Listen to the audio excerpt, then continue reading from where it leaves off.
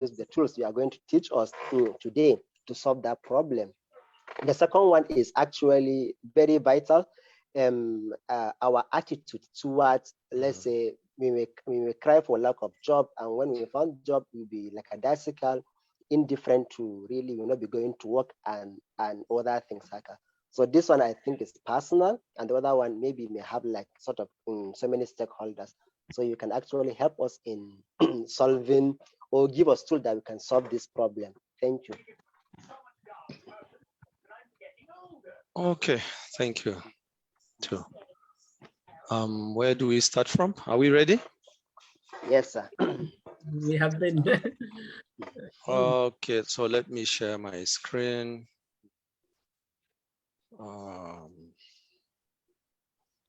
Share screen.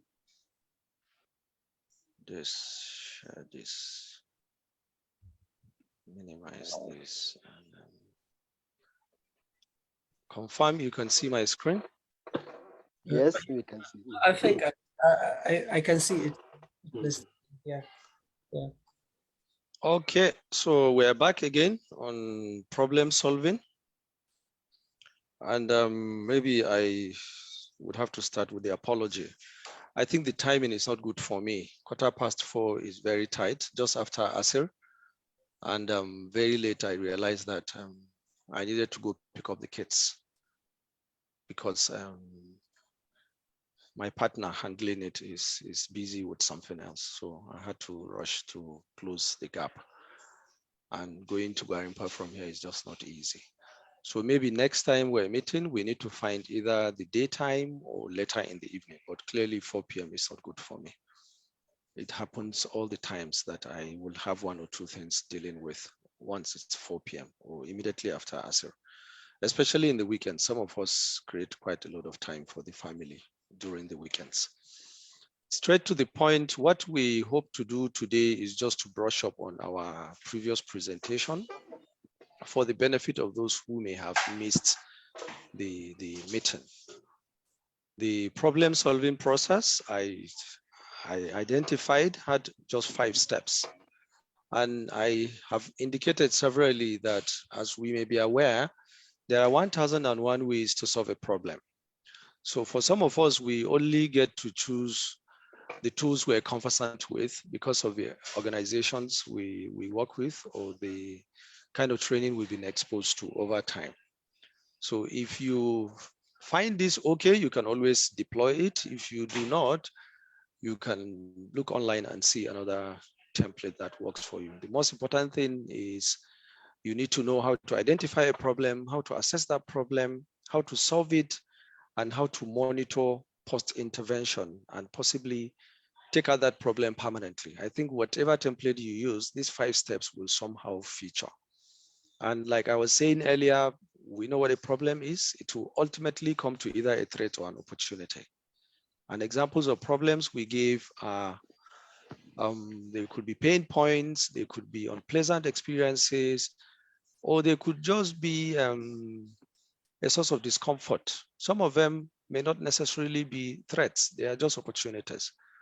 And what qualifies as a problem has to be backed by data. It has to be fact-based. And it has to have an underlying root. Most of what we see here, the farmer had a crisis, are just the symptoms of an underlying problem. Do we know what the underlying problems are? We need to dig if we don't know them. And does it require a solution? It definitely requires a solution. Is it happening perennially? Yes, it wasn't a one-off thing, it's happened, or it may have a potential to happen somewhere. And we had discussed the tools to use in identifying a problem if you don't know how to find one. Some of them are listed here, but this is by no means a conclusive list. We had also looked at how to assess the problem. Once you identify a problem, the next thing is just to assess it. You look at deviations from standards. What is the expectation? Why here? That makes it a problem. Is it a simple problem or is it a complex problem? Is it a one-off or a recurring? Is it man-made, natural? Is it systemic? You need to do all that basic classification because it will help you to understand how to solve the problem. And then you look at the impact. There are tools on doing this. We had discussed them last time. So we don't have to waste too much time again. And in mitigating the problem, we had looked at the 4 options. You can avoid the problem completely. If there are problems to avoid, you can avoid them. If you have a planned trip from Kaduna to Abuja now, the best way to handle that problem is to avoid the trip. Or you could transfer it. If it's transferable, you can take an insurance. Or you tolerate it, let it happen, and then nothing will happen to you if it crystallizes. And then there are tools on how to mitigate a problem or how to solve a problem, which is what we hope to do today. And after solving a problem, I also indicated that we need to monitor. I think this is a key intervention in most of the problems we seem to be dealing with in this part of the world. And long before the colonial masters left, they had solved the problem of farmer herder. But maybe because no one was watching the space, we just left things the way they were. And then some other events came up and the whole things got out of hand. And today we're dealing with a brand new problem. What appears like a brand new problem, but it's actually a mutation of an existing gap that needed to have been closed if we had monitored it. But for how long can you monitor? Sometimes you monitor only for a short period and then you move on with the understanding that the problem has been solved permanently. Some other times you need to keep monitoring it for so long, as there are other variables that are outside your control. You can't just say, I'm done monitoring, I need to stop here. And we have identified barriers also. Sometimes the reason why we don't get to solve problems is because even when we solve them, we tend to look at the wrong spaces in monitoring them. You have allocated grazing reserves, but you fail to look at the effect of climate change, for example, or population growth, because of your confirmation bias or because of a mindset you have about the whole idea. It then becomes a recurring issue, or you're dealing with the wrong data. So all these can affect problem solving, and we said when you close a problem, what you need is to sustain some of the practices that ensure the problem is solved. And one way to do that is actually to socialize the learnings. The most important thing is everybody needs to know that there was a problem here and it has been solved. So this is what we need to do to sustain the solution. This is what we need to stop doing to avoid reintroducing the problem. And of course, you then embed the practice. By embedding, you may have to amend your laws, your operating procedures, your guidelines, or the way you do things, maybe change the technology. So basically, this was where we closed out last time. And what we hope to do today is to look at a sample techniques with 1 or 2 case studies.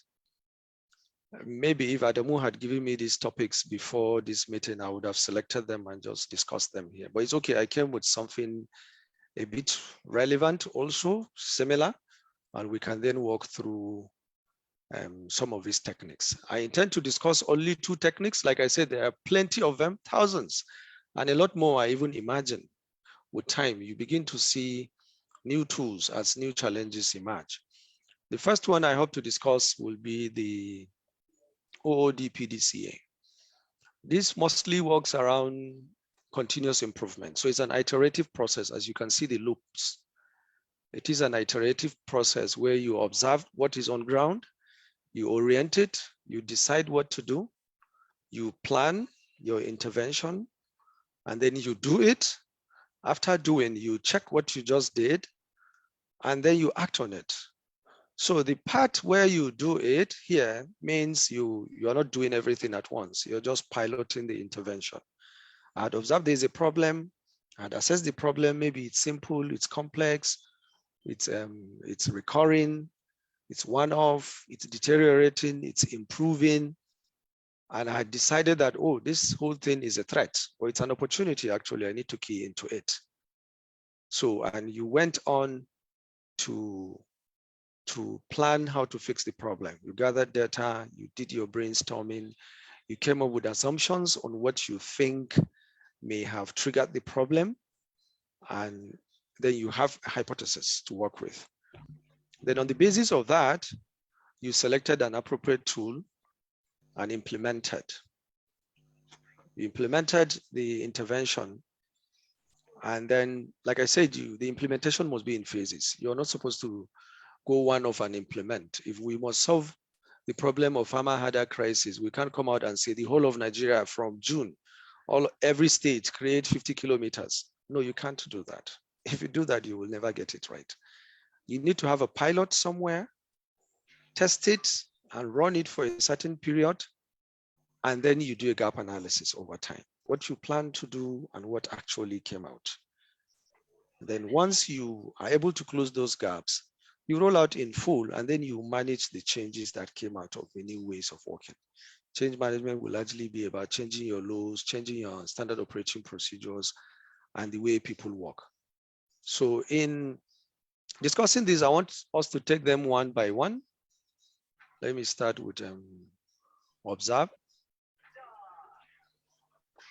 So I gave an example of what I think are problems that are relevant to northern Nigeria. Users of Kaduna-Abuja highway suffer violent attacks and kidnap for ransom.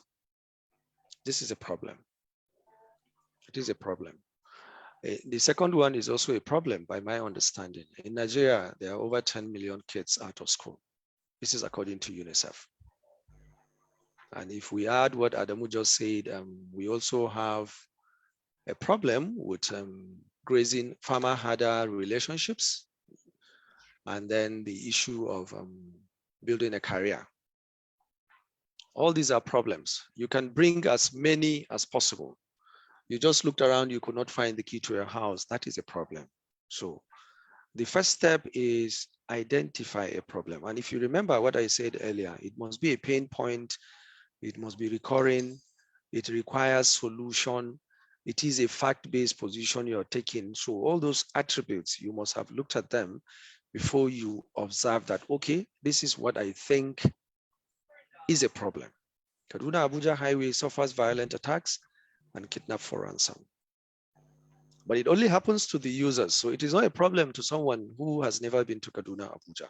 That is the context you need to build here. And of course, with Nigeria also, 10.5 million kids. I understand out of every 5 kids out of school in the whole world, 1 is a Nigerian. So close to about 50 million kids are currently out of school, and 10 million of that are in Nigeria. So this is clearly a problem. When you observe this, what do you do? The next thing is to orient the problem. In what way does it appear to you? Is it complex? Is it simple? Is it recurrent? Remember? So the one way to look at orientation is to tell a story. We know there's something that is being done on Kaduna-Abuja, but why do we have recurrence? There's an intervention by government agencies, but the incident remains recurring. This is a fact-based position. There's no doubt about that. They've been around. We have seen security personnel. We have seen their footprints. We have seen even where they succeeded in stopping or preventing. We had seen instances where they even arrested the criminals, or they recovered those that were kidnapped. But we had also seen recurrence over a period of time. So this problem has not gone away. This then goes to validate the existence of the problem. The orientation part is where you then reaffirm that indeed there is a problem. The second one also says basic education is free and compulsory in Nigeria. So although basic education is free and compulsory, access remains constrained. Because if it is free and compulsory, why do we still have 10 million kids out of school? Something must be missing. So this then further complicates the problem. So this gives you an idea of a complex problem. It is not a very straightforward problem that needed just one-step solution. You need to disaggregate, you need to break things down step by step before you get to know what it is that is at the root of these issues. The insecurity along Kaduna-Abuja and the out-of-school kids, the 10 million out-of-school kids. These are the 2 topics we would be discussing, but if we want us to be introducing the grazing reserves, we can also be adding that. We have seen recurrence of farmer harder crisis from maybe as far back 40 years, some people will say. And if I may suggest, sir, as you give this to, that mentioned by Malam Adam, I think we can As we move from one part to another, you may ask the participant to come up with how to orient the problem, for example. The grazing problem, how do we orient it? Or maybe even to be particular, we can ask the people who came up with the problems to try orienting the problems themselves. I agree. So I would like that, because this engagement has to be interactive, please. For us to embed the learning, it has to be interactive. So do we go ahead and begin to ask? How do we then do that? The moderators. Okay. If we're to look at the farmer harder crisis, so it sits here as a problem, right? Yes, sir. Right? We have had violent attacks between farmers and herders. We have had claims and counterclaims over land ownership between farmers and herders. We have had, there's an audio somewhere we need to mute. We have had ungoverned space growing. We have had weapons in the hands of non-state actors. We have had loss of livestock and farm produce, and even farmlands and lives and livelihoods because of farmer herders. So the whole thing is about looking at the problem. It's big, but when you disaggregate it, you can see that the whole issue of farmer herder is even more than one problem. We tend to look at it as just one problem, but it's hydra-headed. It has quite a lot of dimensions. To some people, the only farmer herder problem they are facing is they do not have enough grazing reserves. They're not being violent, but they go to bed every day thinking about where to herd their cattle. For some other ones, there's enough land for farming, but they can't understand why the government or the emir is not giving them extra farms.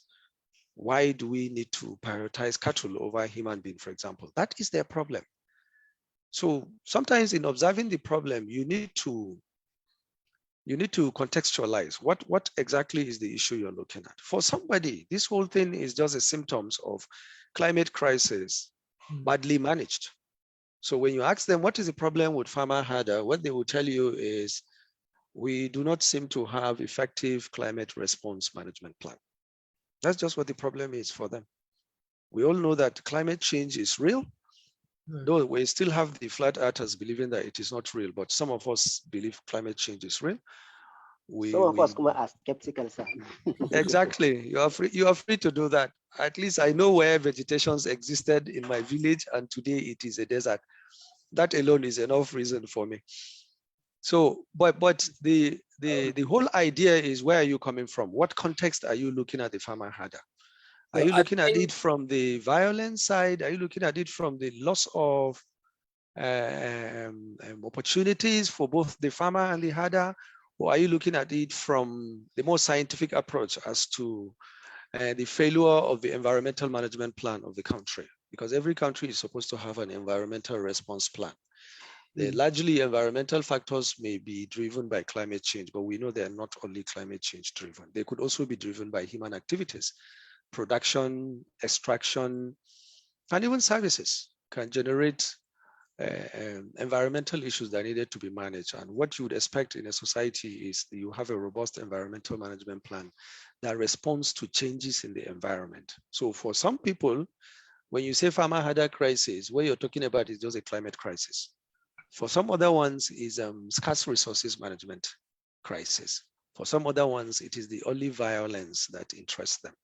So let's contextualize these things and look at them. But for me, I had always held. Why don't I? Sorry. Go ahead. Why don't I call on Dr. Babashani, okay. the veterinarian and animal reproduction expert, and he brought the topic. So we asked him to how does he want to put it in 10 words as an observation, and how does he want to orient it? Yeah. So let's use this tool to put the context and then orient it. Remember, in orienting, you're putting the dimension of the problem. It is a one-off, it is recurring, it is simple, it is complex, it is growing, it is slowing down, it is static, it is variable. That is how you get to orient a problem. Okay? So we go back to sorry, To observe, right? to observing the problem. Yeah. So what do we think is the Well, problem? Let's Dr. Assalamu alaikum. Babashani, we're listening. Yeah. No, it's not. It's Adam. Okay, thank you very much, Dr. Nasser. I'm Adamu was from my, talking, huh? Remy is muted. Go on, sir. Okay, fine. Good. No, yes. Why I'm Okay. talking is that. So go ahead, Dr. Shani. okay. So from the historic point of view, as Dr. Nasser rightly stated, that grazing reserves have been enacted as far back as 1965. We have over 415 grazing reserves, with 440 gazetted and located in places like Adamawa, Bauchi, Borno, Yobe, and the rest. Well, over time, since we don't trace our problems, we don't monitor them, we don't evaluate them, they were left over by poor leadership and they got lost to individuals, and then here we are today. So the problem is complex and multifaceted. First, there was failure to educate these nomadic herdsmen. There was a problem of implementing the national nomadic education, and if it was properly implemented, then we will have their children going into schools, becoming veterinarians, becoming policy makers, and then the problem would have been solved. But over time, they neglected them. I read an article by Dr. Iro. Since 1994, he wrote that article on the Fulanis. He reviewed quite extensively their culture, their way of inheritance, their behaviors.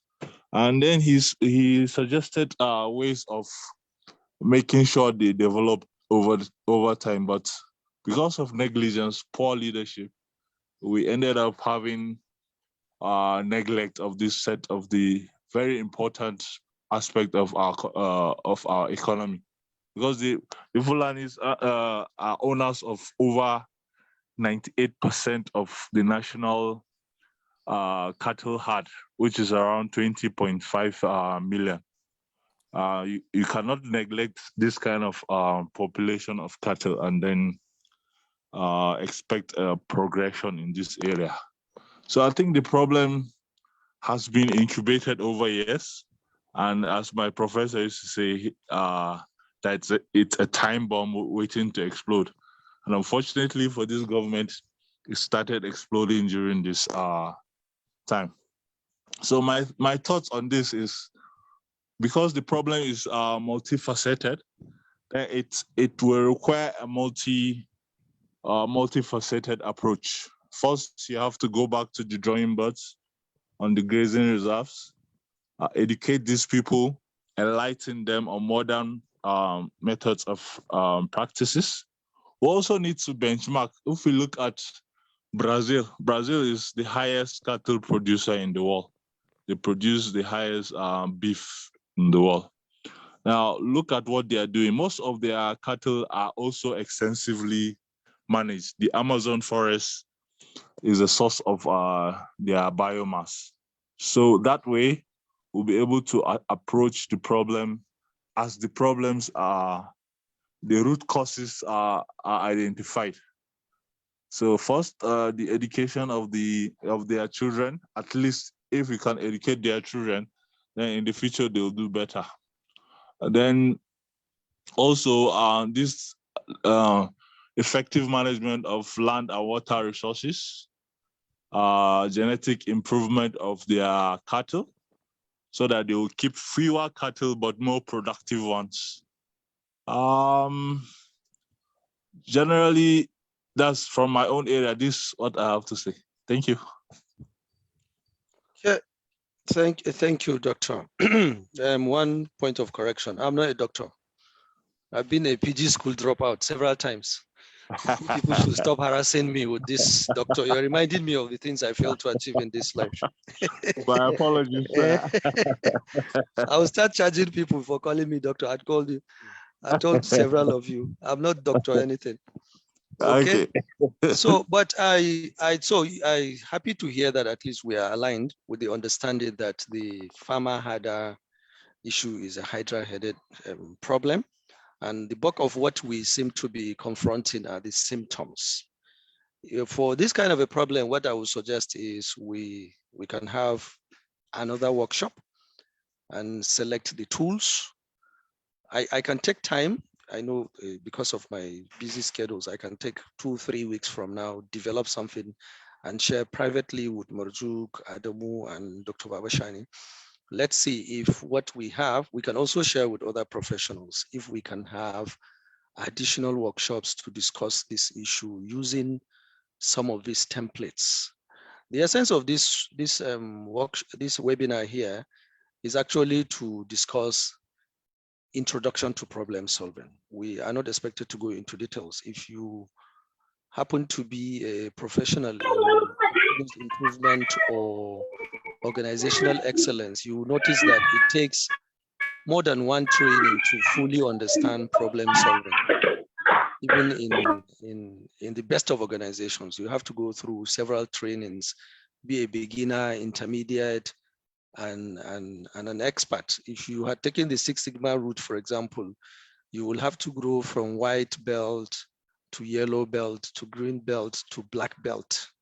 You have to be a Six Sigma black belter before you can sit and say, I'm qualified to solve problems. But with the little we know here, we can get to begin to understand some of these tools and apply them in our day-to-day activities. But we're happy to take up the challenge of using some of these templates to come up with what we think are solutions to some of these issues that directly affected us. I did not choose to be Fulani, I happened to be one. And by coincidence, I also ended up a nomad. I had lived with livestock for quite some time in my life. I understand some of these things, I relate with them personally. And thanks to school and science, I also understand some of the root causes of some of these problems. But I would want us to just accept, please, if it is possible, that the farmer hadder issue is hydra-headed, and we cannot just put it in a simple statement here. We may have to choose another platform to discuss it and see how we can then have a deep dive into it and then come up with one or two actionable recommendations. Some of us who are not in the academia are largely oriented towards delivering actionable recommendations. We're not arguing any theory, any pushing of boundaries of knowledge. We don't do that. We don't do research. We do basic improvement of a situation that is undesirable or unacceptable. So we're bound to come up with quick wins here and there that if the policymakers are happy to take into, can bring immediate results. And then with a pilot, like I said, you can begin to see the results and then begin to socialize it and expand. So if you permit me, let's just discuss these two. Not that I actually have a solution to these two. I only brought them here to stimulate the conversation around what looks like a problem, to my understanding. And I don't even like a situation where we see a problem as a threat. A problem is not necessarily a threat. It may be an opportunity. The emergence of electronic payment systems and the POS of this world and the USSD are a threat to the banking sector, but they are not a threat to the rest of us who are users of banking services. They are opportunities. So while they are a problem, you look at them as opportunities from your own end, while someone sees them as threats. So that is how we should be observing things. But what I captured here, the Kaduna-Abuja highway, the violent attacks and the kidnap for ransom, I don't know, there may be an opportunity somewhere. Yes, there may be if you drill down further, but to the bandits, yeah, no, even to the government. Here is an example. Do you know the Boko Haram crisis is an opportunity for Nigerian military to reinvent itself? For a very long time, we have not seen investment in military hardware like we see these days. The Nigerian Air Force is coming out as one of the leading air force in Africa, in West Africa at least. The Navy has also has been restocked, so also the army. So in some of these crises, there's always an opportunity. For the military guys, if you're joining the military today, you're bound to join a military that is better equipped than the military some people join in the year 2000, for example, or in the year 1998. Even with the Liberia and Sierra Leone, you could argue that today the Nigerian army is better equipped than it were for close to 20 years ago. So there's always an opportunity in the middle of all this crisis. In the Kaduna-Abuja highway, the violent attacks and the kidnap for ransom are opportunities for alternative means of transport. We have tried the railway, it failed. Someone is trying the aviation, who knows? It could be an opportunity also to open Kaduna up to other means of travel. It could also be an opportunity to maybe reconsider the expansion of Kaduna, the direction of expansion of Kaduna. Instead of expanding northward, maybe Kaduna should expand towards the southern planks, where you have this forest. If they could be occupied by military men and large-scale government establishments along the highways, who knows? That may be a way to permanently address these issues. Then also for the out-of-school kids, we know there is always an opportunity. Integrating the Almajiri system into formal education is one clear opportunity that comes to mind when you see this kind of problem.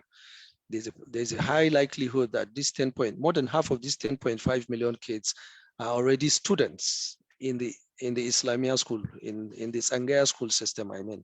And all you need is just one or two policies and back it up with political will, and then boom, half of these numbers will disappear. So sometimes when you observe a problem, the first thing to do is to say, indeed, this is a problem. It causes a discomfort, or I do not have a control over it. That is the context in which you have to look at it. And then when you understand that context, you can then begin to orient and begin to see, how does this affect me? How does this affect me? The government has intervened, yes, but this has remained recurring, so it is still a problem. And yes, government provides basic education and it is compulsory, but access remains constrained. So who knows, maybe even this basic education, compulsory, free education may even be part of the root causes of the problem. Who knows? That is the way you begin to orient. And then after the orientation, the next thing is to decide what to do. What do you think the problem does to you, and what do you think we should do? So the first, on insecurity, we said incidents threaten lives and properties while growing the ungoverned space and role of non-state actors. This all goes to further validate the problem, but it helps to bring out the real issues relating to the problem. So you're not solving the problem, you're still defining the problem, identifying the problem, giving it a dimension, showing the impact. So you can tell that number one is a threat because it threatens lives and properties. It also grows ungoverned space. We understand that government is supposed to be in charge of every square kilometer of the Nigeria's 920,000 square kilometers landmass. But when you begin to have criminals operating on the federal highway, there are moments within the 24 hours when the government is not in charge of that space. It has become an ungoverned space. And then, of course, who is in charge, if not government? The non-state actors. And you can't have a country where you have non-state actors taking over space that ordinarily the government should be in charge of. That is a threat to national security. So this incident of insecurity, recurring incidents of insecurity, is a threat to most of us. What about education? Out-of-school kids are also a threat to socioeconomic stability of a nation. It means that you may not have qualified workforce in the future. You may not have enough revenue in the future because people need to go to work and revenue before they pay taxes in an ideal environment. And people need to be educated to develop certain skill sets before they can be productive. And it also means that you may have an army that is ready to be recruited into the non-state actors fold. So all these are threats, but there could also be opportunities, like I said. it's sometimes when you look at out of school kids, the first thing that comes to mind is, who are they? Are they children thrown away on the streets by their parents? Or are they kids who are undergoing some form of education which the country has failed to recognize as formal education? That's just who they are. And once you do that, you then begin to see the opportunities even within this thread. So at this point, you have decided this is a problem and it is a threat, or it is an opportunity. So if we are to go back to this farmer header, you notice if you funnel it through this step, you will get to that point where you decide, what part of the farmer header crisis do I see as a problem? Is it the one induced by climate change? Some 200-300 years ago, my grandparents were actually like 150 years ago, they were in Bebeji. Then one single incident of animal diseases outbreak led them to migrate eastward, and they ended up in the northeast. And I grew up claiming to be from Yobe. Before Bebeji, they must have been from somewhere. Maybe climate change pushed them away. Or what may have pushed them away? Some other factors. So this is where you get to know exactly what dimension of that problem would you want to focus on, especially where you're dealing with a complex problem, a hydra-headed problem. It helps to dissect it and focus on the most important ones, or the ones that could generate better impact. Some of these problems, they're just distractions. Some of these symptoms, they're just distractions. You don't need to do anything, they will die off after a certain period of time. It takes just one trigger somewhere for them to pop up. And once that trigger ceases to exist, they will disappear. We have seen it several times. But if you're able to break it down to this point where you can tell this is a threat, this is an opportunity, then you know where to plan and begin to implement, which is the next step. So having decided that that the incident threatens lives and properties and grows opportunities for non-state actors, then what you need to do is to set up a team or do a research. In solving a problem, unless it is a simple problem like you not finding the key to your car, or you not being able to get a phone charger, for most complex problems, the truth of the matter is you cannot just sit down one day and solve those problems. You have to have dedicated resources that will work with a scope, a mandate, resources, timelines, deliverables, and of course the support of the highest decision-making body to get the recommendations implemented. So the first thing to do when you decide on a problem and you determine that the problem is as complex as insecurity along Kaduna, Abuja, or 10.5 million kids out of school in Nigeria, then what you need is to have a team. The team could go in as a project, or they could do a research, they could carry out research. And of course, as a team, hello, someone wants to speak? Okay. Okay.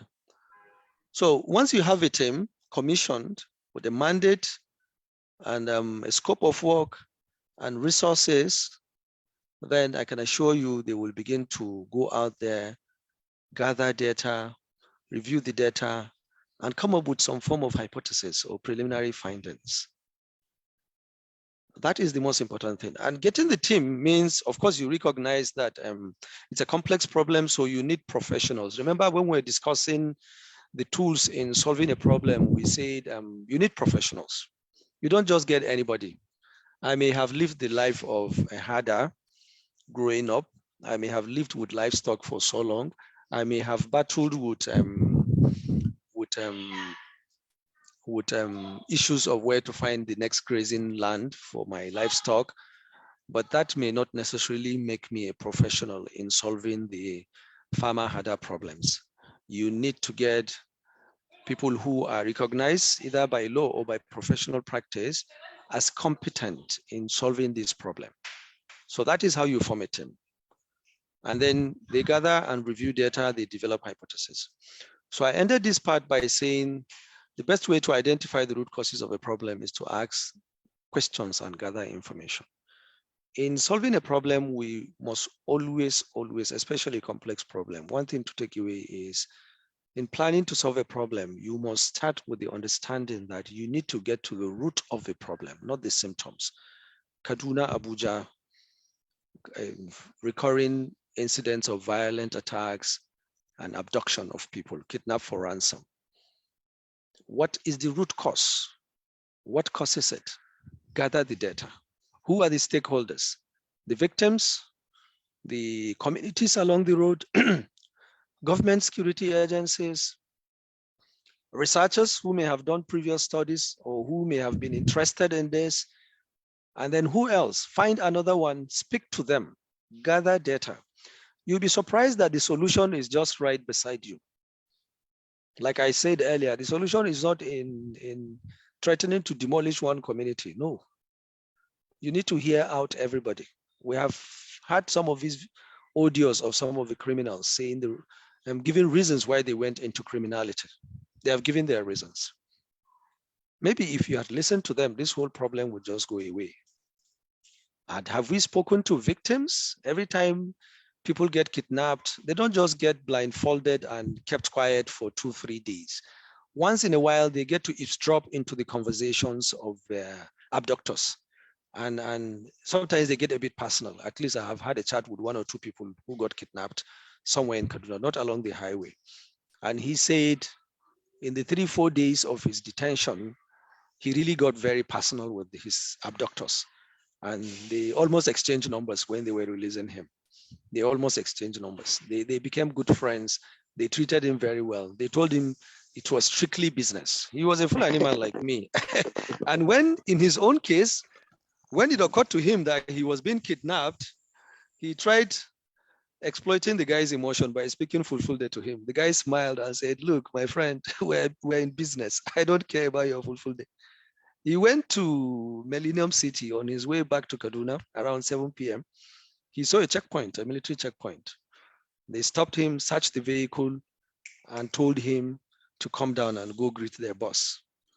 The boss happens to be the leader of the gang, and he saw a Fulani man in Jalabia seated on a chair, surrounded by heavily armed military men, quote and unquote.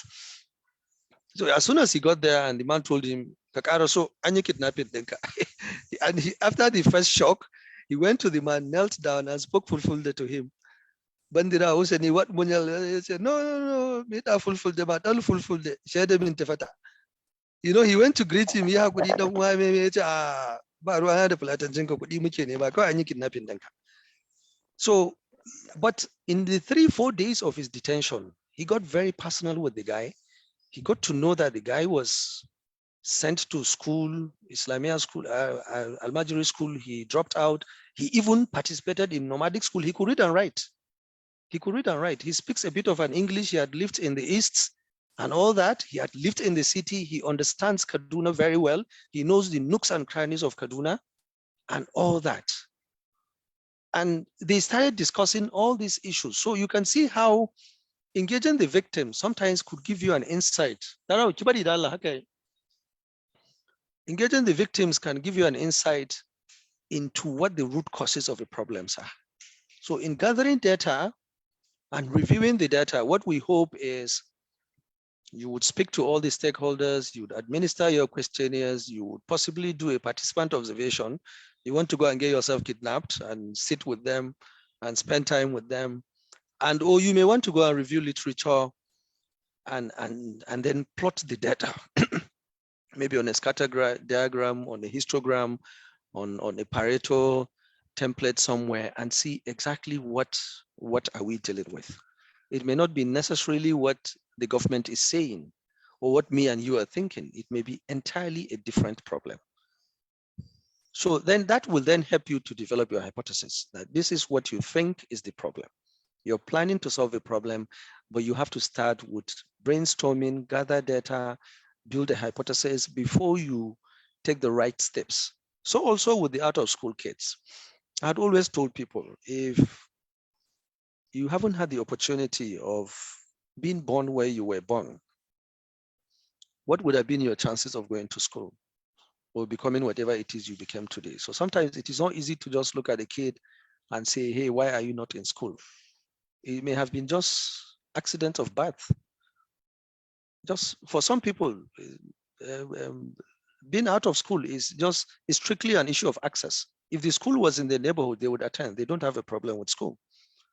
For some other ones, it's about affordability. People had dropped out of school several times.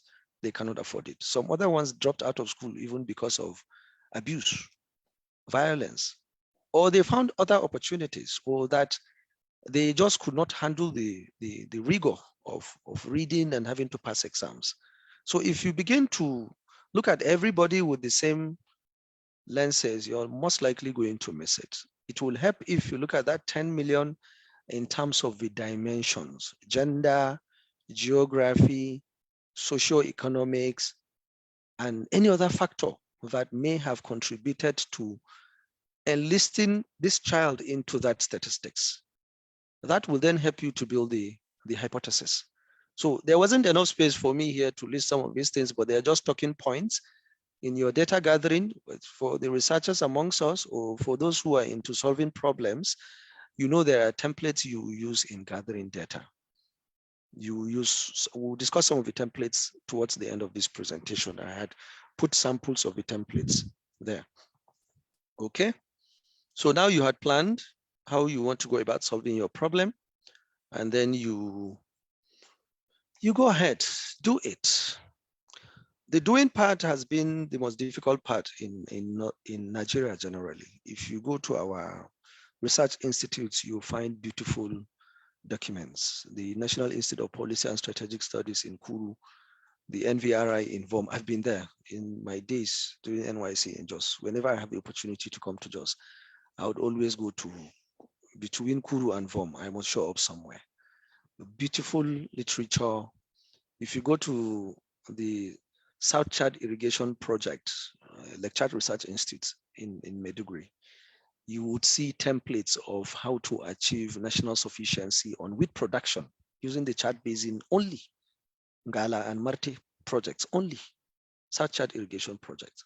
Everywhere you go in our research institutes, excellent research, actionable recommendations, gathering dusts. Because it's either we have not figured a way about how to implement those reports, or someone is just interested in not implementing that report. So in the doing part, depending on the problem, having gathered data and built your hypothesis, some of them may not look good to the implementing parties. And that is where it gets a bit complex. If your findings on Kaduna, Abuja highway insecurity and kidnap for ransom had identified culpability of security agencies, would you rather want to go with naming and shaming? And if you have to name the commissioner of police or the most senior military officer from Kaduna State or from Abuja as part of your finding, how else do you expect this problem will be resolved? So at this point, what you need is to select the most appropriate options. And the most appropriate options are options that give you the best of solutions. But sometimes the best of solutions are not the solutions that ultimately get to solve a problem. They may be solutions that begin to test begin to push the needle on the problem. So if you have, I've always argued, people will say, ban the Almajiri system, arrest all of them, lock them up. I said, no. What about you speak to the Malams and get them to register their schools and formalize them as part of the neighborhood LEA school? You are headmaster, you are assistant headmaster, Islamia. The guy gets a job, that becomes his means of livelihood, as against him losing his job. If you approach him with the threats to close the school and arrest him, of course you're threatening his means of livelihood. What do you expect him to do? You will never solve that problem. So there are 1,001 solutions that will come out of every problem. But the most appropriate option is that which will, even if in a little sense, begin to push in the direction that you desire to see into the future. So what we call the quick wins. What are the quick wins amongst all these issues? What can we do almost immediately at the snap of a finger today to solve this problem? Part of it, to solve part of the problem. What can we do on Kaduna, Abuja? Do we say, okay, stop traveling after 6 p.m.? And in between that time, get 20 checkpoints of 1.5 kilometers in all the red zones. We have identified the red zones between, they're less than 20 kilometers, 30 kilometers max. The only area where these guys operate, hardly 50 kilometers. Identify the area, put checkpoints for 12 hours a day, everybody come and pass. After that, we'll think of what to do. This will happen almost immediately. Then you're planning on the next steps, which may be to go into the forest and invade them and attack them and eliminate them, or to sit down with them and get to hear their grievances. And so you have to select the most appropriate tool that will bring out the solution that will begin to push things in the direction you desire. And then you pilot test it. Don't do it at once. The whole country, every state governor, bring out 20 kilometers of grazing reserve, give it to the Fulanis. No, you don't do that. Look at even the landmass in the country. I'd argued, do we actually have a 20 kilometer of unoccupied space anywhere in Nigeria? Do we have that? Straight 20 kilometer of forests that is unoccupied, either as a farmland or as a hamlet somewhere. I don't know, Niger State, Borno State, Yobe State, states with over 40,000 square kilometers. Can you find 20 kilometers unoccupied? So where is all this idea of give these people land, let them relocate? Where is the idea coming from? Whose land are you giving them? The land that does not even exist. So you need to go piecemeal and say, okay, what can we do differently, quickly? Do we introduce commercial imperatives into the way we acquire the land? We know we cannot find 20 square kilometers. Can we buy it? Land that we cannot even find to construct a hydroelectricity dam. People are saying, give them land. You don't have land. There isn't any land anywhere. Can we, as suggested by Dr. Babashani, can we even ask them to keep smaller stock, smaller herds? Why keeping 2,000? Of course, you cannot find space. You can't find space if you keep 2,000 herds of cattle. No, you can't. Some of my uncles, they relocated to Adamawa State in the 70s. From Yobe, they moved to Adamawa State. Today, like 5 years ago, they got up one day, the only land they were holding on to has been handed over to one senior government official. I won't mention name. He went to government, got his documents, and he approached them to say, this land belongs to me now officially. These guys have been on that land temporarily for almost 40 years. So, but now the land belongs to somebody. But the only reason they cannot survive that space today is because some of them have as large as 2,000 heads of cattle under one person. So as soon as this thread emerged, what most of them did was to split the herd. You take 100, move to Taraba State, you take 150, move somewhere, you take this, you take this. And today the livestock is still there, it's been managed. So sometimes in solving a problem, the approach would be disaggregating it, focusing on quick wins and going after them. There's a difference between a quick win and a quick fix. People like quick fixes. Quick fixes don't give you solution. A quick fix is you just want the problem to go away. You are wrapping a bandage over a festering wound. That's a quick fix. A quick win is gradually solving the problem permanently. So you need to get to the root of the problem and then begin to diagnose from there. Don't just say, oh, take this, knock yourself out. Someone approaches a doctor saying, I've been having recurring headache and joint pains. I don't get to sleep. And the doctor just prescribes sleeping pills. That's a quick fix. A quick win will be to isolate one of the pains, address it. The ones that you know cannot trigger side effects, isolate this one, address it, isolate this one, address it until you get to the big one that will give you full recovery. Then you do a pilot. You do a pilot testing. We want to solve the farmer herder problem. We had identified lack of grazing land as a problem. But Niger State has offered to grant 20 square kilometers of land. Do it as a pilot. Let's see in the next 2-3 years, what would it even look like to relocate people to Niger State within a 20-kilometer radius, 20 square kilometers? How could it even work? Do a pilot test. Once you do that, you will then begin to sit back, which is the next step we're taking. If you run a pilot, the next thing is to check. Has it worked? If it hasn't, What are the fallouts? Are they because of this pilot, or the diagnosis was even wrong in the first place? It may be that the 20 kilometer is not enough for managing 2,000 heads of cattle. So maybe we need to cut down on the heads of cattle and say for every 500 heads of cattle, we need 10 kilometers. And then you retest it and run back again. So you take corrective actions. If we say stop traveling after 6 p.m. along Kaduna, Abuja, because by that time the military would have withdrawn. And once we pilot tested it, we noticed despite that there's still an attack happening in between. We could then say, okay, so what did we miss? Is it that the military gets so relaxed because they've been there from Monday to Friday, not a single incident, and then it happened on Saturday? Because these guys can exploit your complacence. They notice you haven't been paying attention, you've been around. They could wait. They have that patience. They can wait for you 2-3 months before they strike. The day the attack on FGC Buni happened was the same day the military withdrew their team from the gate of the Federal Government College Buni. For months they were there. These boys have been observing them. They had planned the attack of the FGC, but they waited. The military guys were moved away because we felt, okay, this is not going to happen again. The very day they moved out, that night, the boys struck and killed dozens of secondary school students. So sometimes when you do a pilot, you need to measure what comes out of it and then you correct it. It could be sometimes because you did not get your assumptions right. Your hypothesis was wrong in the first place. And that is why you're not getting the desired results. Sometimes you need to wait longer. For a complex problem, you need a gestation period before the new normal begins to take shape and you begin to see results. And in between, there may be fallouts, undesirable ones that may appear as if we're losing the battle.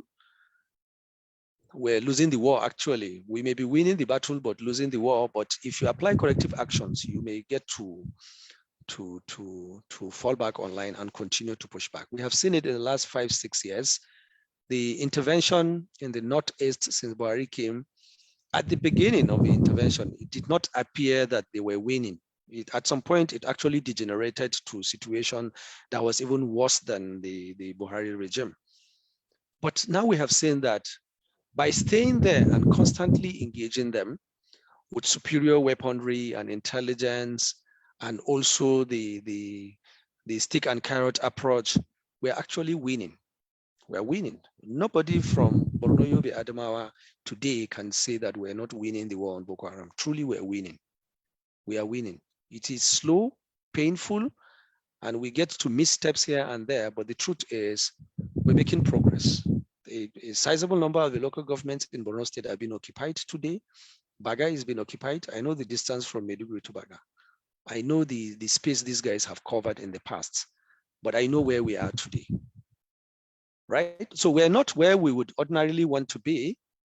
Before Boko Haram, we know how freely the roads were. You can drive them through Maiduguri at 2 a.m., no issues. Today you cannot. But the truth is, by constantly staying there, restocking the military weaponry, retraining them, changing the commandants from time to time, taking care of fatigue issues, depression issues, making the compensations on time, engaging even the non-state actors themselves, giving them the window to come in and repent, and walking them through de-radicalization and reintegrating them back into the community is helping to roll back that effect. And we can see gradually peace is coming. And of course, you don't expect that kind of peace to happen overnight. So when you take a pilot intervention, you have to look back and do corrective interventions here and there. And that is the checking part. If we do this on the 10 million kids out of school, you'll be surprised that we'll get to the solution even faster than we had imagined. If we had gathered data on what is the root cause of the 10 million kids being out of school, and we isolated the quick wins and focused on them and implemented them, you'll be surprised that maybe in the next 5-6 years, the data will begin to show maybe 7 million, and then maybe 5 million. 10 million is not easy to wipe out. So it is not something you can say, I want it under one tenure. If there's any politician out there promising you that he's going to stop street begging in one tenure, I think we need to remind them that they're being truthful. They're not being truthful to themselves. You cannot roll back a century-old practice in 4 years. It doesn't work like that. So you need to run a pilot somewhere, allow people, the skeptics amongst us, to see that it is working. Maybe the Al-Majri school would have been a good intervention. Where is the data supporting the recommendation of the Al-Majri school? Can we revisit it? If it appears that it's a good way to go about it, let's resuscitate it and try in 2-3 places. If you have one school where you have the kids in the school, but the other ones are still roaming the streets, they come around, they see these ones are getting better than them in the way they even memorize Quran, they look cleaner and healthier, there's a likelihood that they will begin to join them. And before you know it, you begin to see results almost immediately. So it is important in implementation, when you plan, you pilot, and then you apply corrective actions. Then the next one is, if the pilot has worked, you have applied all the corrective actions, now you need to act. In acting, you roll out fully. So this presupposes that you had piloted with multiple scenarios. You have 10.5 million kids out of school. The target in the first 1 year would be to even gather data on what is driving these kids. By the second year, you want to pilot with just 500,000 kids. It's 10.5 we're talking about. If you can take out 500 by your second year of intervention, I think that is an excellent intervention. An excellent intervention. It's less than 10%, but it is good.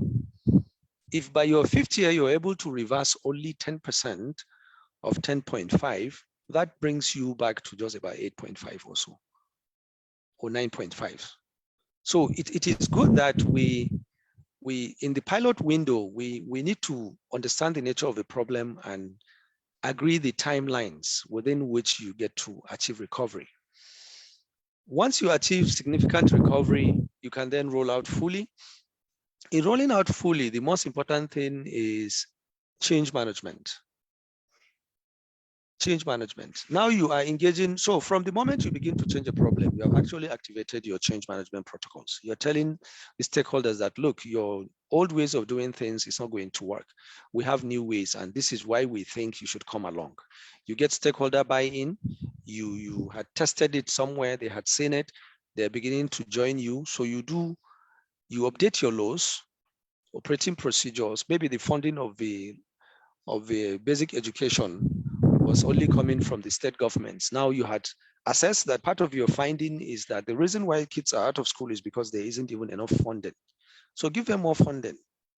So all that, changing the way you work, changing the way you approach the solution will only help if you document it and institutionalize it through updating the laws, updating the standard operating procedures, the practices of even bringing out a child to go for Almajiranchi. If you get to socialize it very well and get the buy-in of the key stakeholders, there may be that general agreement that maybe until a child is 11, 12, a child should not be taken out of the very community he or she was born.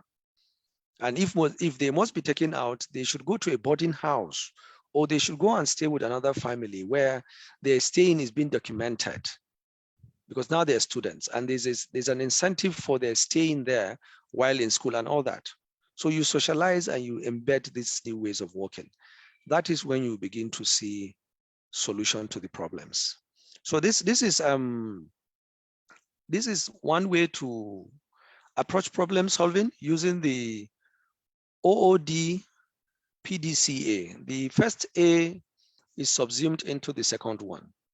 Observe, orient, decide, and then you plan, do, check, act. For those who are familiar with continuous improvement, quality management, and problem solving, the second one is very much common. PDCA is an iterative template that you use every time you want to achieve improvements in whatever it is you're doing. Plan, do, check, act. Plan, do, check, act. Plan, do, check, act.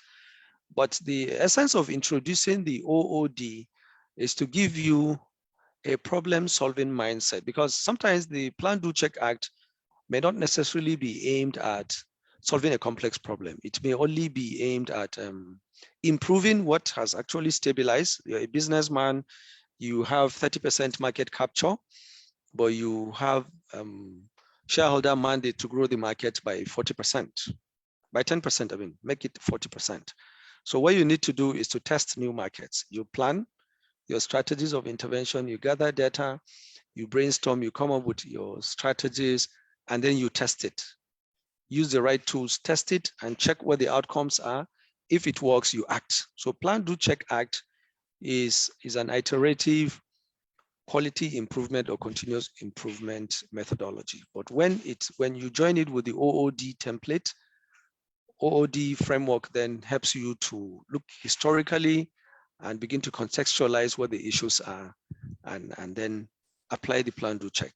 The reason why PDCA sometimes may not help you solve a problem is because you may not have accepted that indeed you are having a problem. The reason why you don't get to grow your market is maybe you did not think that not growing your market was a problem. You never saw it as an opportunity. You know, a problem can be an opportunity. For some people, they're just fine with the 30% market capture. Remember Nokia? When the smartphone technology was buzzing all over the place, Nokia said, we're fine here. We have 30% market capture. So they never saw a threat in the emergence of smartphone technology until they disappeared. So the PDCA tool is not the most optimal tool in solving a problem. You need to bring another component to put it together, which will help you then to observe, orient, and decide whether indeed there's a problem. So that is why we have the OOD and PDCA put together. So this is one of the templates I chose to discuss here. I had used it severally, and I can assure you with the right templates, you can use this to solve so many problems. The second one is very simple. Also, the storytelling brainstorming model.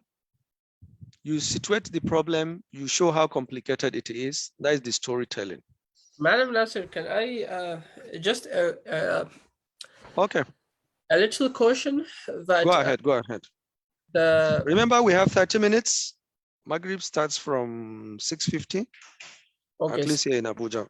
Okay, so I would just like to let the participants know, because Madam Naseer wasn't able to join us early. So we would probably, let's say, take it until a 6:45. If anyone has a reason to leave, this is recorded on Clouds, and I will be able to share the link and the password to you later.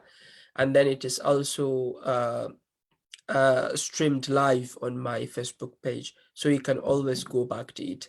So, but I think it is better if we allow him complete the session. So if anyone has some pressing issues to attend to or has to leave early, I think that's fine. You can leave. Thanks so much. Okay, so like I said, OOD, PDCA, I discussed the benefits of using it. It's very practical, straightforward, and I can assure you, if you get the right data and the templates, it will give you immediate solution to most of the problems. My idea of problem solving for so long has been in an institutional setting. So I am not unconscious of the fact that for some people, solving a problem is strictly a personal decision.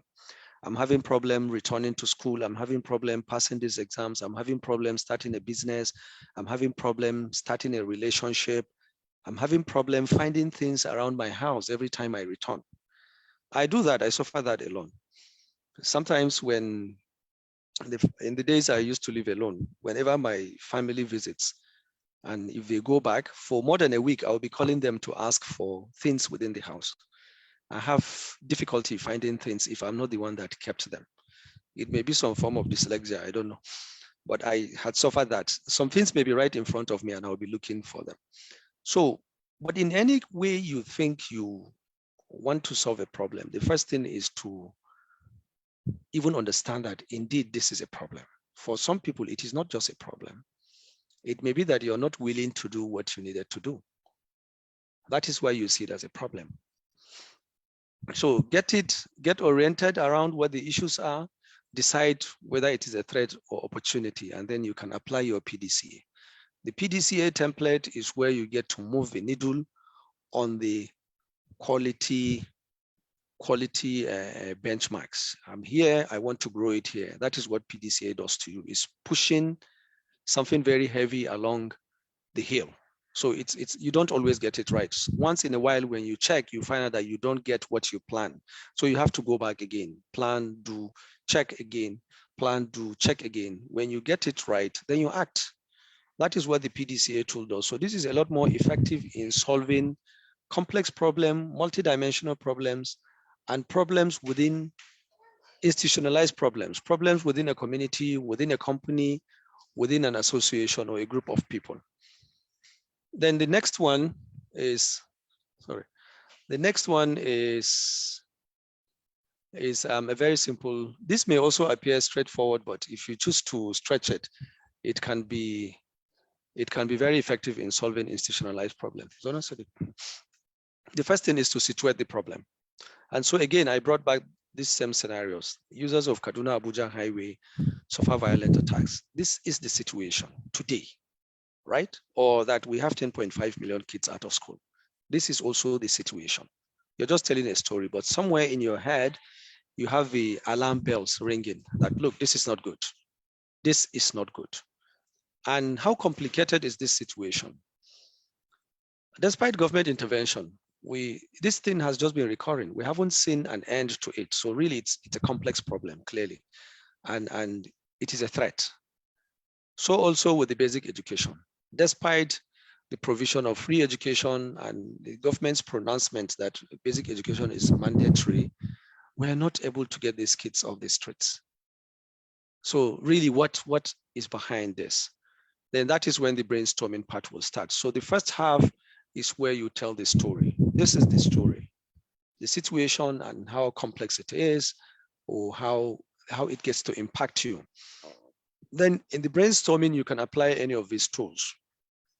You can find the root causes of that problem. That is where you get to ask all the right questions, the 5 whys. Why do we have recurring attacks on Kaduna-Abuja highway? Someone says because the security agencies have failed to do their works. That is one of the answers. Someone says because the communities on the highway are benefiting from this incident, so they are contributing intelligence and they get rewarded. Someone says because the bush is there, we haven't taken care of the bushes. So you get to hear 4, 5, 6 responses on just the first question. But if you ask the next why, you will get another question.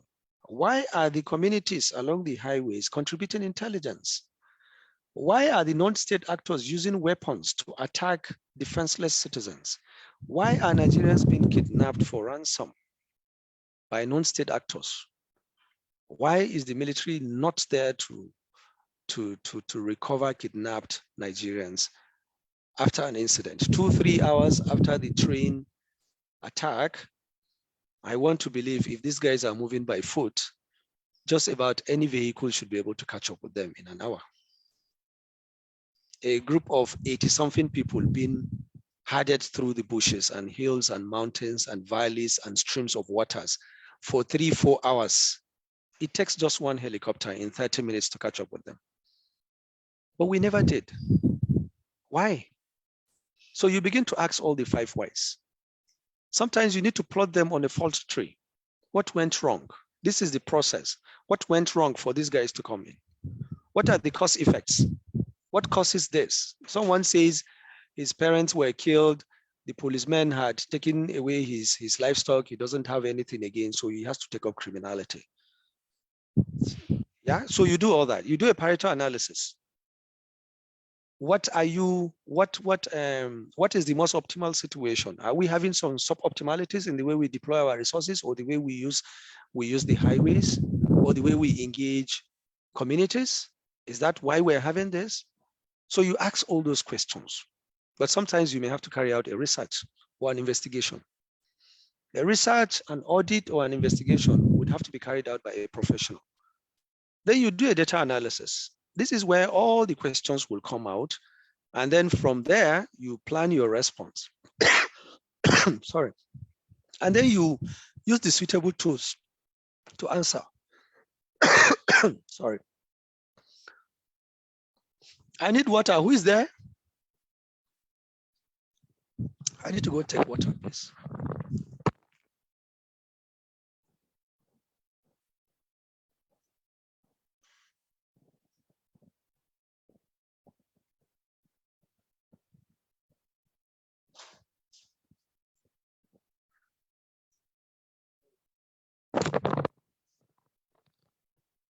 Okay, I'm back.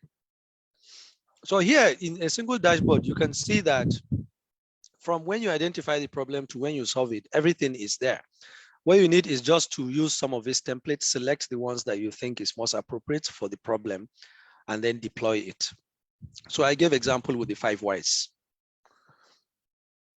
What is the abnormal condition? The abnormal condition is violent attacks and kidnap for ransom along Kaduna, Abuja. Then you put the first question. Why do we have kidnap for ransom along Kaduna, Abuja? Someone then puts the answer here and you test it. Is this the right answer? If yes, then you take it to the second step. Some of these answers may not be the right answers. Some of the answers may not necessarily be the right answers. So the taking of the decision here is also, this will also require a professional. If someone says they do kidnap for ransom because they are also Nigerians, they don't have any job. Yeah, that may be an answer, but not at this point. Not at this point. Unemployment alone cannot push people into criminality. We know unemployment can contribute to that, but there has to be an incentive. The one thing I noticed with criminality in Nigeria is that the incentive for criminality is higher than the disincentive. When a criminal decides to pop up on the highway with a weapon, he understands that there's a very high chance that he may not be caught. That is why he does it. If the disincentive is very high, they will not want to come out in the first place.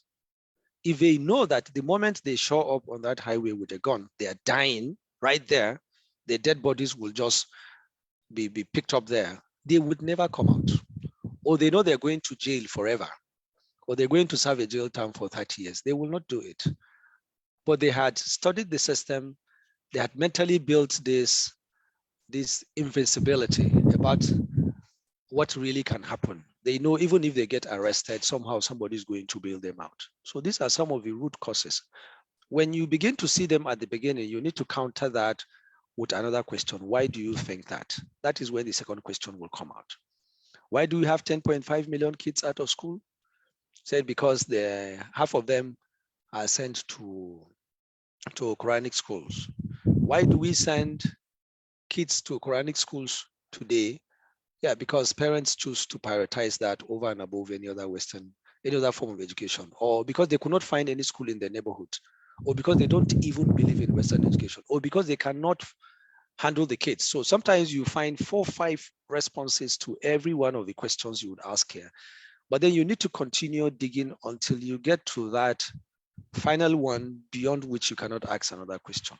At the root of that, so when you get to that, then you have an answer. That is how the 5 whys work. There's another way to also do this. You can gather data and apply affinity diagrams. So on top of each of the columns here, you put one of the factors that you think is responsible for the insecurity. One, you say failure of government security agencies. The second one, you say availability of bushes or uncattered for vegetation all over the place. It's dark. That is why they come out. So for each one of them, you put some other factors that you think must have contributed to the one on top.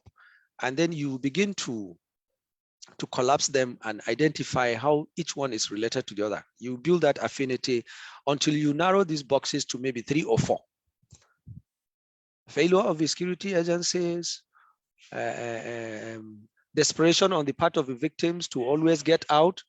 Sometimes you have a victim saying, look, I know the government is doing something, but look, they had asked for 100 million, let me just give them and get out of this place. But you ended up incentivizing the whole thing. But then it is not easy to argue with someone whose family member is in detention.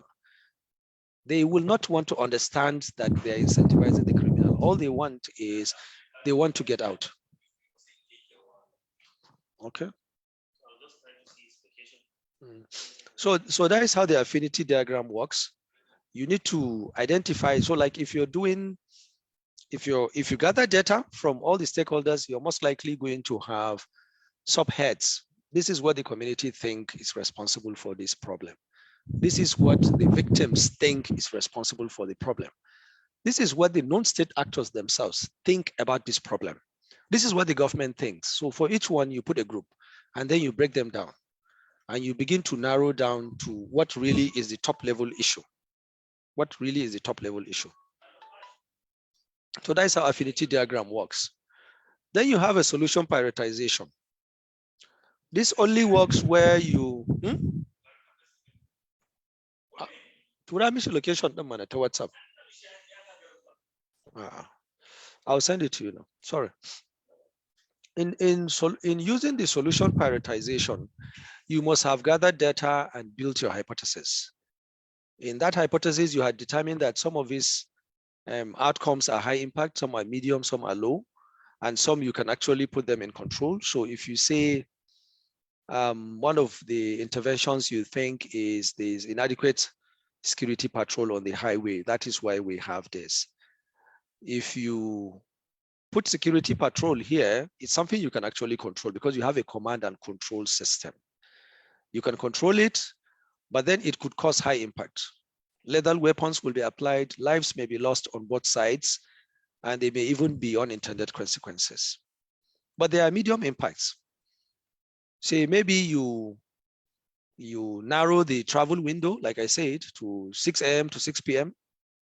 That may be an impact for some other people who plan their journeys ahead of time and would want to use this post 6 p.m., maybe from 7 p.m. to around 5 a.m. to exit that area. That is going to affect them. But there's also a low impact, which will have no much impact on everybody, and it is being controlled. So you need to select all the solutions and prioritize them. The ones that are out of control are the ones that may trigger undesired outcomes. So for example, we have seen how at the beginning of civilian JTF in Maiduguri, we're able to get results quite all right. It appeared a high impact intervention.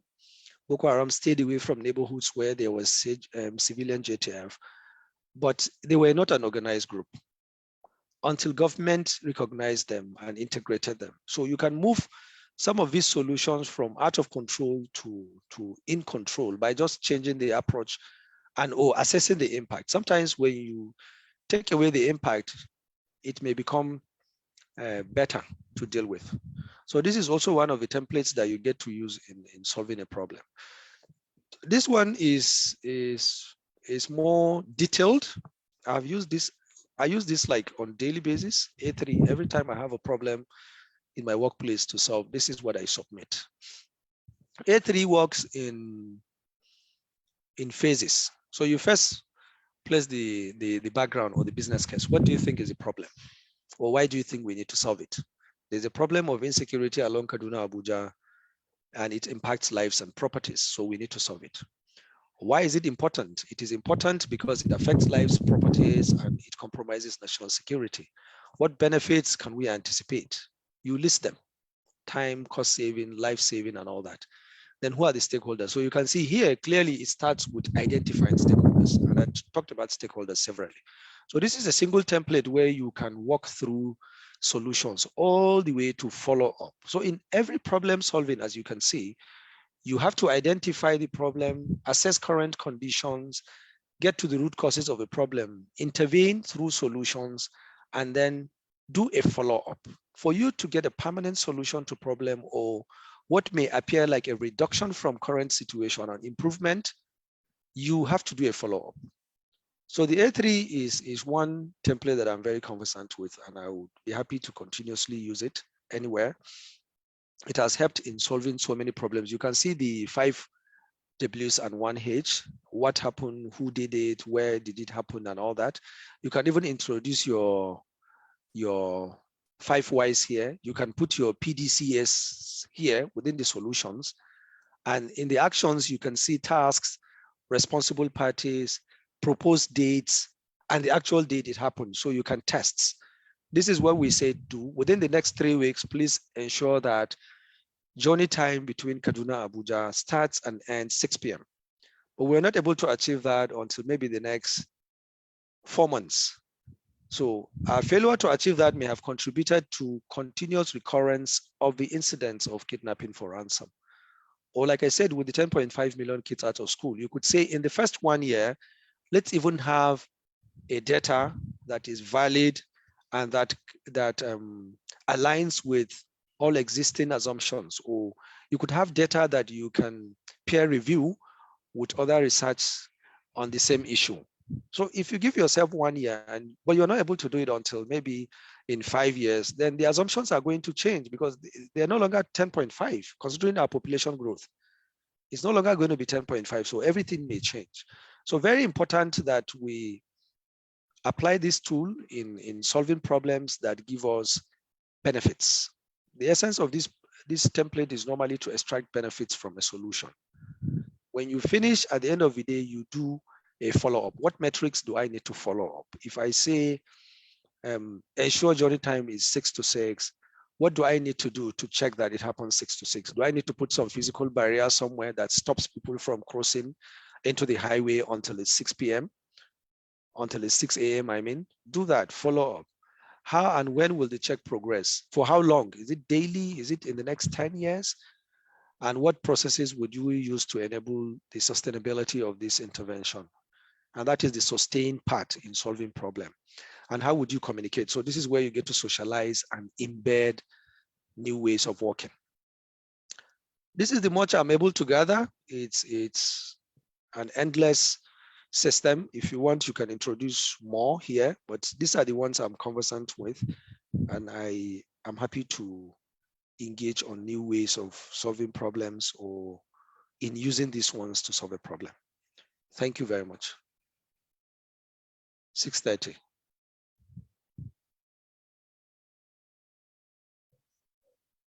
Are you there?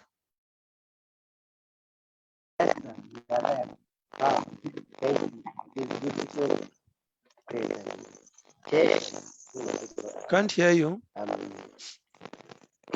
You cannot hear me? The audio is not good, but it's okay. We can hear you now. Okay, alhamdulillah. So thank you for the beautiful presentation. Jazakallah khair. We don't have much time, but we can actually open the floor with 2 questions. We can take 2 questions. The audience, please put down your question or you can raise up your hand so that I can unmute you. And please go just straight to the question. Don't really ask any questions that way, but just ask your question. Thank you. I can't hear Adamu very well. Am I the only one? There was echo in the background and all that.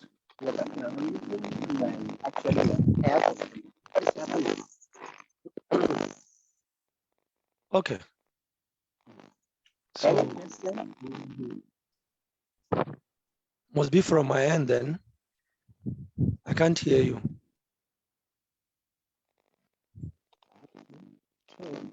Can you type it? And what do you want me to do? Can you type it? Okay.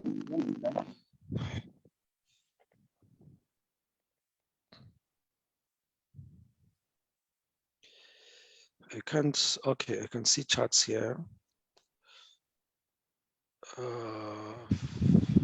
So, okay, the floor is open for questions. So let's pick questions, please, and attend to them quickly. We have between 15 and 20 minutes to round up this, please.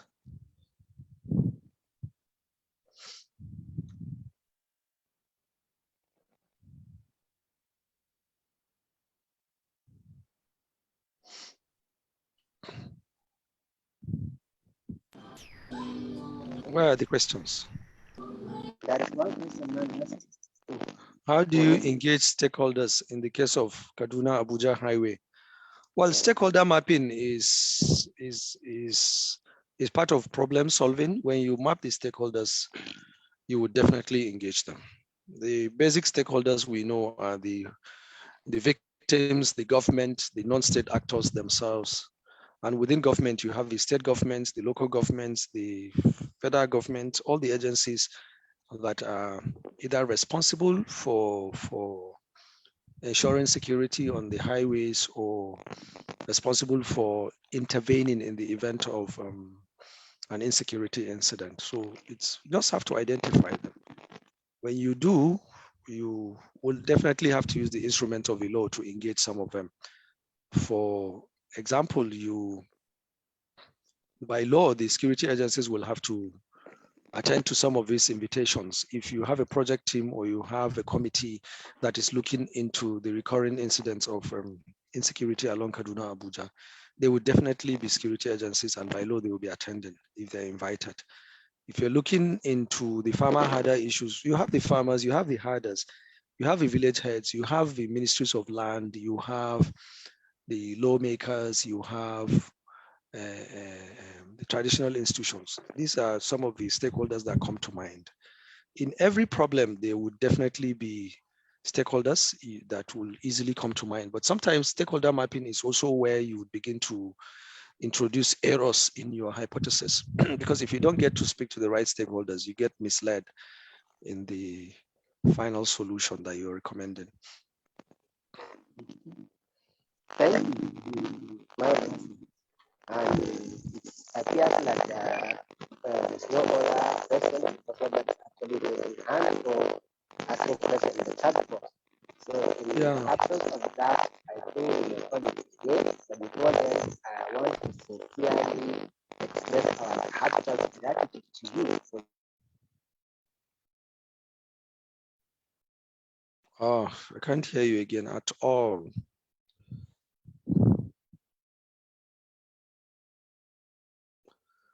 What is this? I can't hear you.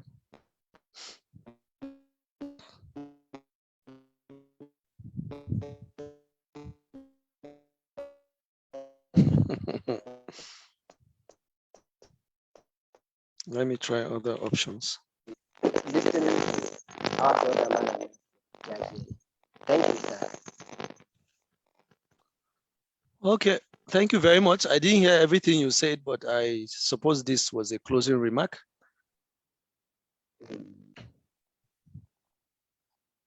Yes. So someone just used doctor on me. You people should help me collect the money from him. This title he's giving me. Okay. I don't want Thank you this. so much, man. I like Oh, so you can go actually. Yeah. I mean, thank you very much. And let's talk more on these two topics you brought up. I'm interested. I can send the A3 on that.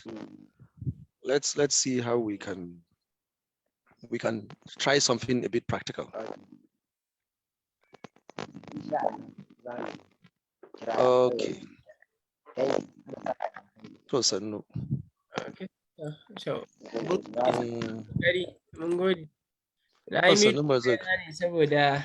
Baba Shani, I don't want the appointment. Just give me the money.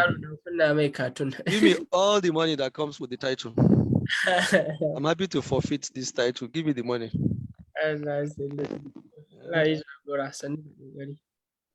No. Lokacin sallah ya kusa. Need to go. We better end, right? Yeah. Adamu network ɗinka ba shi da kyau ko kuma maybe speaker ɗinka ko mic. And I don't usually have issues. Okay. You can see is your mouthpiece, eh? Mouthpiece ɗinka ne. Now we can hear you very clearly. To da ma ke kuma saboda bana kauye Ungogo kaga ya kamata a ce network ɗina is always Ungogo da kauye compared to Tilda Fulani. Ungogo ai cikin Kano take yanzu. Ungogo Kano metropolis kuma ana wai Toro. Tilda Fulani is at least 20 kilometers away from a city. Ko Jos din ma ai kun kai kilomita 20. Wani Jos din? Wani Jos din? Bayan garin Jos. Plateau State. What we call Jos, I say kaga wannan welcome to Jos din nan. I too. Tsakanin ku da University of Jos Students Hostel, yes, 10 kilometers. Allah saka da alkhairi man nasu. Amin. let's keep pushing. Sure. I missed the two presentations by Dr. Musin, Dr. Abdulaziz Tijani. My weekends are normally very busy. I had wanted to go back to the classroom and learn from the academics themselves. Some of us have lost touch with the academia for so long. Okay. Once in a while, we need to go back. Okay. To say Anjuma, bye. I need to go. Everybody, thanks so much. Master, bye-bye. Yes.